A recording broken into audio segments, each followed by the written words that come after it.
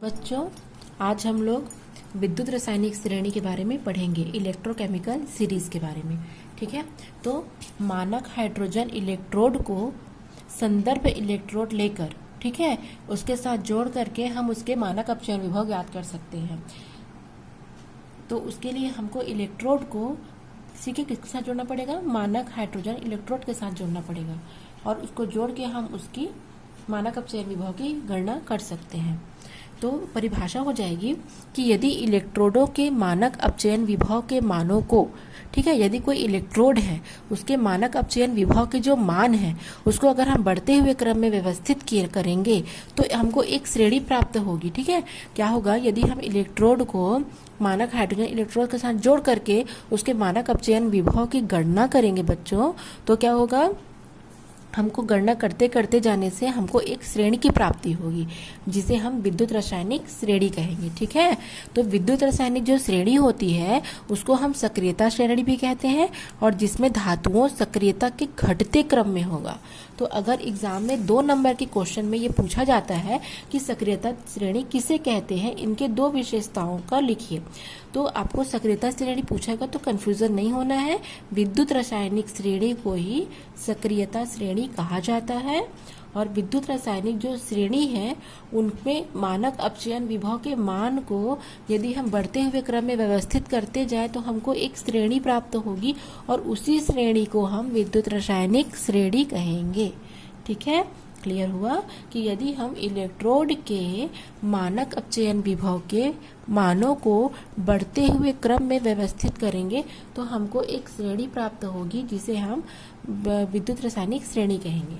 अब हम इसकी विशेषताएं देखेंगे। तो पहला विशेषता है कि जो विद्युत रासायनिक जो श्रेणी है उनमें धातुओं का जो मानक अपचयन विभव है वो जो लगातार बढ़ता है क्योंकि उसके इलेक्ट्रॉन त्यागने की जो क्षमता होती है वो बढ़ जाती है। ठीक है, इस कारण अपचायक क्षमता क्या होगी? ऊपर से नीचे की ओर आने पर घटेगी। क्यों? क्योंकि क्या हो रहा है? इलेक्ट्रॉन मुक्त करने की प्रवृत्ति बढ़ रही है, इस कारण से ऊपर से नीचे आने पर अपचायक गुण घट जाएगा। दूसरा पॉइंट है कि इस श्रेणी में लिथियम सबसे ऊपर एवं फ्लोरीन सबसे नीचे है। ठीक है, लिथियम सबसे ऊपर है और फ्लोरीन सबसे नीचे है। तो उसका कारण क्या है आप इसमें देख सकते हैं। ठीक है, विद्युत रासायनिक श्रेणी को आप एक बार इसमें देख सकते हैं। लिथियम क्या है यहाँ पर आप देख रहे हैं, लिथियम सबसे ऊपर है। ठीक है, सबको यहाँ पर दिया गया है। अब देखिए नीचे में सबसे लास्ट में क्या है? फ्लोरीन है। तो इसका कारण क्या है? इसका कारण है कि लिथियम की इलेक्ट्रॉन त्याग करके धन आयन की प्रवृत्ति सबसे ज्यादा होती है। ठीक है, लिथियम क्या करेगा? क्योंकि लिथियम क्या परमाणु क्रमांक क्या है? 1s2 और 2s1 है, तो इलेक्ट्रॉन त्याग करके धन आयन बनाने की क्षमता सबसे ज्यादा लिथियम में है, इसलिए ये क्या हो जाएगा? अन्य की अपेक्षा प्रबल अपचायक के रूप में कार्य करेगा। इसके पश्चात तीसरा आगे देखेंगे। जबकि फ्लोरीन के इलेक्ट्रॉन ग्रहण करने की क्षमता सबसे अधिक होती है। ठीक है, इलेक्ट्रॉन ग्रहण करने की क्षमता सबसे अधिक होती है, इसलिए ये प्रबल ऑक्सीकारक की तरह कार्य करेगा। ठीक है, लिथियम सबसे ज्यादा प्रबल अपचायक की तरह क्योंकि उसके इलेक्ट्रॉन त्याग करके धन आयन बनने की क्षमता सबसे ज्यादा होगी और फ्लोरीन के इलेक्ट्रॉन ग्रहण करके ऋण आयन बनने की क्षमता सबसे ज्यादा होगी, इसलिए लिथियम क्या होगा? प्रबल अपचायक और फ्लोरीन क्या होगा? प्रबल ऑक्सीकारक। ठीक है, चौथा पॉइंट देखें कि श्रेणी में ऊपर से नीचे की ओर तत्वों की श्रेणी में ऊपर से नीचे की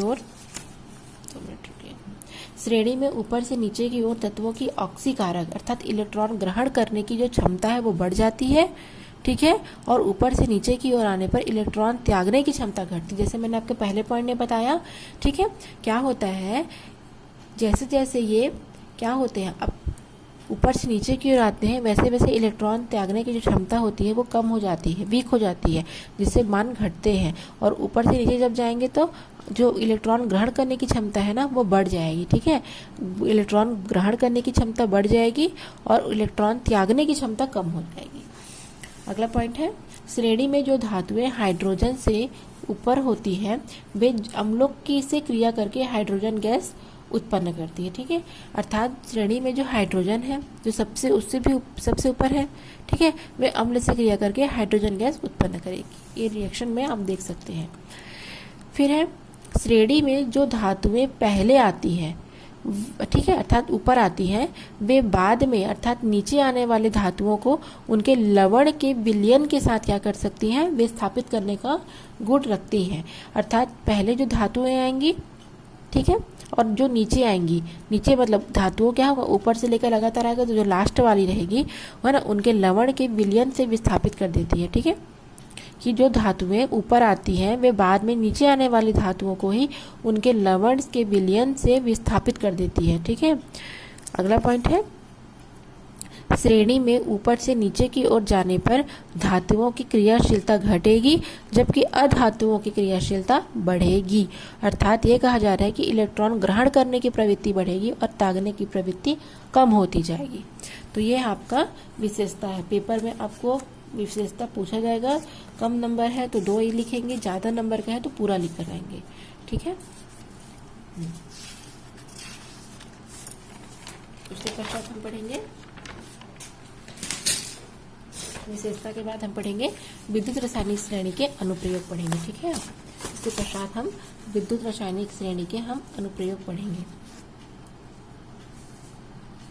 तो सबसे पहला अनुप्रयोग क्या है, सेल का ईएमएफ ज्ञात करना। ठीक है, विद्युत वाहक बल भी जिसको बोलते हैं वो उसको बोलते हैं हम ईएमएफ। ठीक है, हिंदी में विद्युत वाहक बल और इसमें ईएमएफ बोलते हैं, जिसको हम E0 सेल भी कहते हैं। उसे हमको ज्ञात करना पड़ेगा। तो किसी भी सेल का जो ईएमएफ होता है उसके कैथोड एवं एनोड के जो मानक अपचयन विभव होते हैं उसका अंतर होता है। ठीक है, किसी भी सेल का ईएमएफ उसके कैथोड एवं एनोड के मानक अपचयन विभव अर्थात E0 के अंतर के बराबर होता है या अंतर होता है। अतः किसी सेल का अगर हमको ईएमएफ ज्ञात करने के लिए विद्युत रासायनिक श्रेणी से उसके दोनों इलेक्ट्रोडों का E0 ज्ञात करेंगे तब हमको E0 सेल ज्ञात हो जाएगा। ठीक है, तो गणना करते हैं। सूत्र क्या हो जाएगा, E0 सेल बराबर E0 कैथोड ऋण E0 एनोड।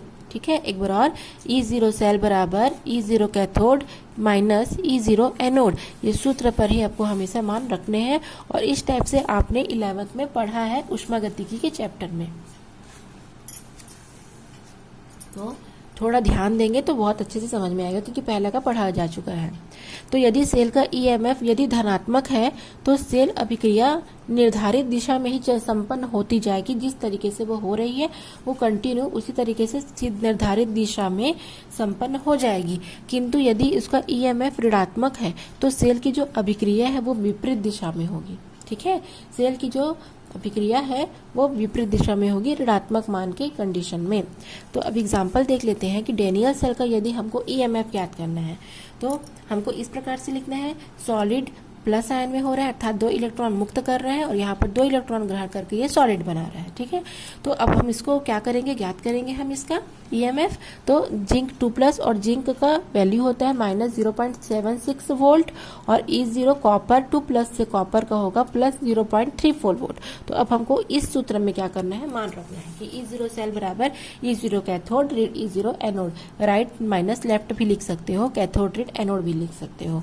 तो क्या हो जाएगा, आप देख सकते हैं ये वाले में ये कौन सी साइड में है, लेफ्ट है, ये राइट है। तो पहले इसे लिखेंगे। ठीक है, कैथोड को Cu2+ और /Cu और यहाँ पर जिंक का लिखेंगे और इसकी वैल्यू 0.34 है और इसकी 0.76 है। दोनों वैल्यू को रखेंगे तो 1.1 वोल्ट प्राप्त होगा, जिससे बच्चों हमको ये समझ में आता है कि इसका मान धनात्मक प्राप्त हो रहा है।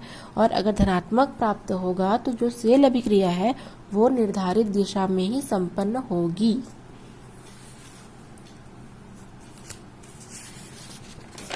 उसके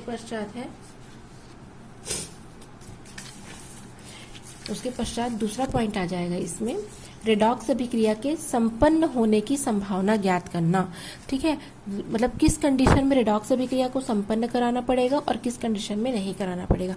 तो मैं आपको यहाँ पर एक बात बताऊंगी कि अगर वो धनात्मक में है तो रेडॉक्स अभिक्रिया संभव है, लेकिन अगर ऋणात्मक मान प्राप्त हो रहे हैं तो वहां पर कोई भी रेडॉक्स अभिक्रिया संपन्न नहीं हो सकती है।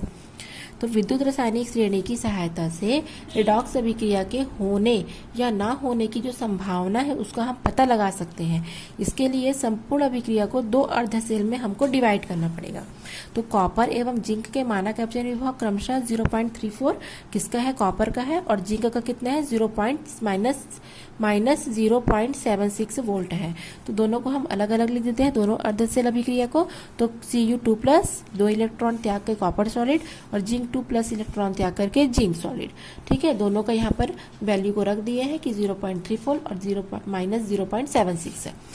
अब समीकरण 1 और 2 है उसको घटाएंगे।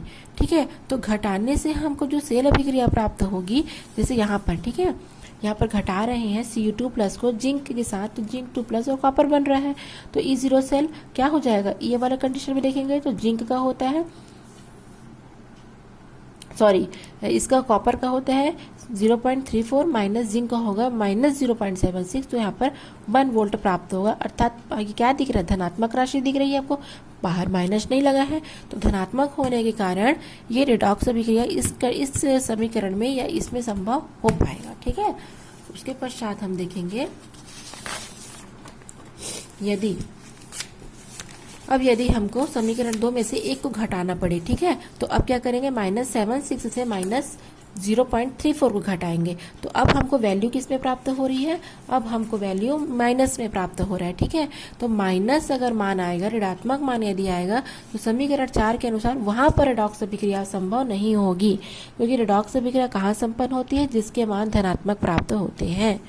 ठीक है, उसके पश्चात हम तीसरा पॉइंट देखेंगे इसका, कि ऑक्सीकारक और अपचायक की आपेक्षिक क्षमता ज्ञात करने में हम इसका प्रयोग करते हैं। ऑक्सीकारक और अपचायक का कैसे बोलेंगे, कि तत्वों एवं आयनों की जो ऑक्सीकारक और अपचायक की जो आपेक्षिक क्षमता है उसका मान विद्युत रासायनिक जो श्रेणी के E0 के मान से ज्ञात कर सकते हैं।